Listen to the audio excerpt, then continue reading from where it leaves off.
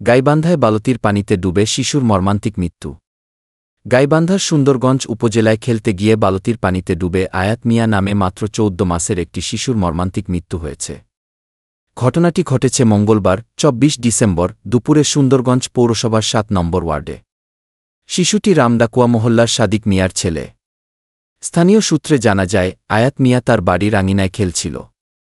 এ সময় তার মা কাপড় ধোয়ার জন্য একটি বালতিতে পানি ভরে রাখেন। খেলার এক পর্যায়ে শিশুটি পানিভর্তি বালতিতে মাথা ঢুকিয়ে ফেললে ভারসাম্য হারিয়ে পড়ে যায়। কয়েক মুহূর্ত পর শিশুটির মা বালতিতে তাকে ভাসতে দেখে চিৎকার শুরু করেন। পরে পরিবারের সদস্যরা শিশুটিকে দ্রুত উদ্ধার করে সুন্দরগঞ্জ উপজেলা স্বাস্থ্য কমপ্লেক্সে নিয়ে যান।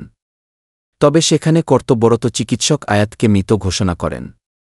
সুন্দরগঞ্জ থানার ভারপ্রাপ্ত কর্মকর্তা ওসি মোহাম্মদ আব্দুল হাকিম আজাদ এ বিষয়ে বলেন, বালতিতে থাকা পানিতে পড়ে আয়াত মিয়া নামের শিশুর মৃত্যুর খবর পেয়েছি।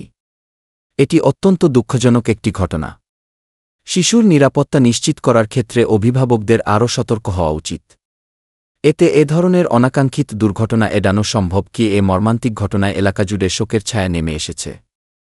স্থানীয়রা শিশুদের প্রতি সচেতন হওয়ার আহ্বান জানিয়েছেন, বিশেষত বালতি বা পানিভর্তি পাত্র শিশুদের নাগালের বাইরে রাখার জন্য। এ ঘটনা সকলের জন্য একটি শিক্ষা।